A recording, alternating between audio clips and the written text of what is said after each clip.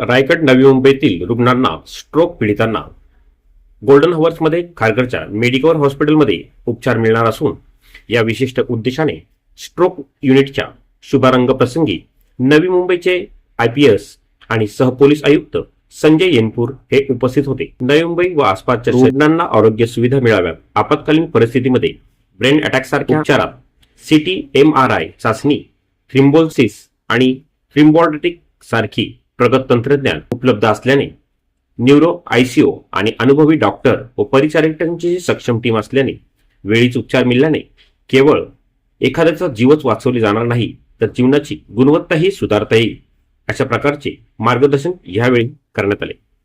Medicover हॉस्पिटलचे केंद्र प्रमुख संदीप जोशी यांनी नवीन स्ट्रोक युनिटद्वारे तज्ञ डॉक्टरांच्या नेतृत्वाखाली आधुनिक तंत्रज्ञानाच्या मदतीने उत्तमोत्तम रुग्ण सेवा पुरवण्याचा यशस्वी प्रयत्न मेडिकल हॉस्पिटलच्या माध्यमातून करत असल्याचे सांगत या कार्यक्रमाच्या निमित्ताने आभार मानले। आज तक मैं इनके ट्रीटमेंट के अंडर में हूँ और बिल्कुल सही हूँ, यानी कि कोई परेशानी नहीं होगी, ठीक है।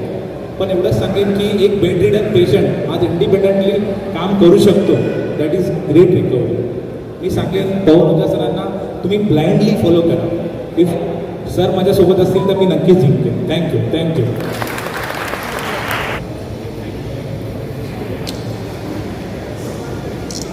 ते कधी माइल्ड होतो, कधी एकदम मोठा होतो। जे मोठा होतो ते सगळ्यांना समजते की आता मोठा लकवा झाला, हॉस्पिटल चला। पण जे छोटा लकवा होतो त्याच्यामध्ये फक्त थोडा तोंड वाकडा झाला, थोडा हातामध्ये मुंगी आली, ते बहुतेक लोकांना समजत नाही। त्याचे काही वेगळे कारण ते समजतात, ते आज मी जेवण नाही केले, आज उपास होता किंवा आज झोप नाही झाली, असे काही वेगळे सांगतात। आणि हे दुर्लक्ष केले की 2-3 दिवसात त्यांना मोठा लकवा होऊन जातो आणि मोठा स्ट्रोक नाही हो असे याचे प्रयत्न करू शकतात।